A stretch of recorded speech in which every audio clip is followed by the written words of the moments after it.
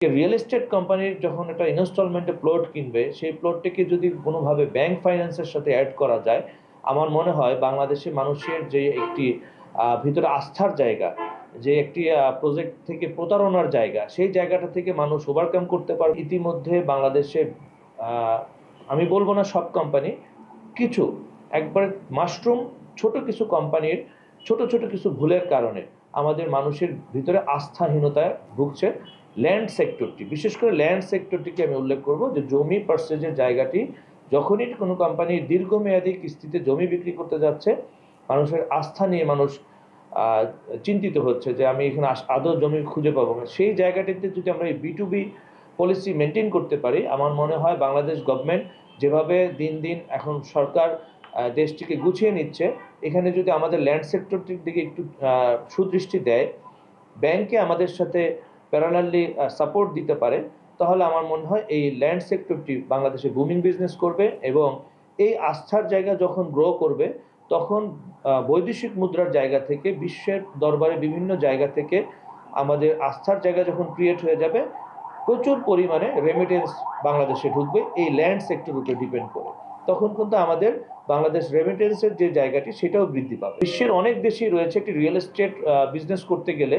তাদেরকে একটি busy amount রাখতে হয় প্রজেক্টের অ্যাগেনস্টে, যে আমার টোটাল প্রকল্পের এত % অ্যামাউন্ট আমার ব্যাংকে ফিক্স রাখতে হবে, দেন আমি প্রকল্প অনুমোদন পাবো।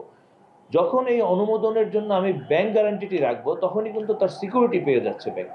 তখন কিন্তু আমি যদি কোনো কাস্টমারের সাথে প্রতারণা করি বা কোনো কাস্টমারের সাথে আমার যদি ঝামেলা হয়, ব্যাংক কিন্তু সেটার সিকিউরিটি বাবদ আমার কাছে যে বিজিটি রয়েছে সেটার গ্যারান্টি নিতে পারে।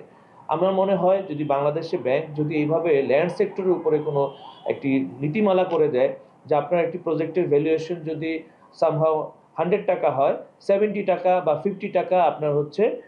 ব্যাংক গ্যারান্টি থাকতে হবে, দেন আপনি প্রজেক্ট অনুমোদন পাবেন ব্যাংকিং খাতের সাথে প্যারালালি বিজনেস করার জন্য, B2B করার জন্য একটি অ্যামাউন্ট আপনার রেখে আপনি B2Bতে আসতে পারবেন। তখন কিন্তু হয় আমি কিন্তু ওই বিজি অ্যামাউন্টটি রেখে আমি ওইভাবে যদি আমার মার্কেটিং পলিসি সাজাই, কাস্টমার কিন্তু আস্থার জায়গা ফিরে পাবে যে হ্যাঁ, আমি তো পেমেন্ট করতেছি ব্যাংকে, আমি ব্যাংক আমাকে প্রোভাইড করতেছে লোন, আমি লোন শোধ করতেছি, আর ব্যাংকের সাথে আমার সাথে এগ্রিমেন্ট থাকবে আমি কিভাবে তার টাকাটা পরিশোধ করতেছি। তো এই জায়গাটা যদি আমরা আস্থার জায়গায় নিয়ে আসতে পারি, একটি B2B বিজনেস নিয়ে আসতে পারি, আমার মনে হয় বাংলাদেশের সাধারণ মানুষ ল্যান্ড সেক্টরটিকে খুবই আস্থার একটা জায়গা চলে আসবে, মানুষের ক্রয় ক্ষমতার ভিতরে চলে আসবে, এবং আমরা ছোট স্মল অ্যান্ড মিডিয়াম বিজনেস যারা করি তারা স্বাচ্ছন্দ্যে আমাদের প্রজেক্টগুলো তুলতে পারবো, এবং যারা চাকরিজীবী রয়েছেন তারা তাদের ক্রয় ক্ষমতার ভিতরে তাদের ল্যান্ড পারচেজিং চলে আসবে। বিশেষ করে ল্যান্ড সেক্টরটিকে আমি উল্লেখ করব, যে জমি পার্সেজের জায়গাটি যখনই কোনো কোম্পানি দীর্ঘমেয়াদী কিস্তিতে জমি বিক্রি করতে যাচ্ছে, মানুষের আস্থা নিয়ে মানুষ চিন্তিত হচ্ছে যে আমি এখানে আদৌ জমি খুঁজে পাবো না। সেই জায়গাটিতে যদি আমরা এই B2B পলিসি মেনটেন করতে পারি, আমার মনে হয় বাংলাদেশ গভর্নমেন্ট যেভাবে দিন দিন এখন সরকার দেশটিকে গুছিয়ে নিচ্ছে, এখানে যদি আমাদের ল্যান্ড সেক্টরটির দিকে একটু সুদৃষ্টি দেয়, ব্যাংকে আমাদের সাথে প্যারালালি সাপোর্ট দিতে পারে, তাহলে আমার মনে হয় এই ল্যান্ড সেক্টরটি বাংলাদেশে বুমিং বিজনেস করবে। এবং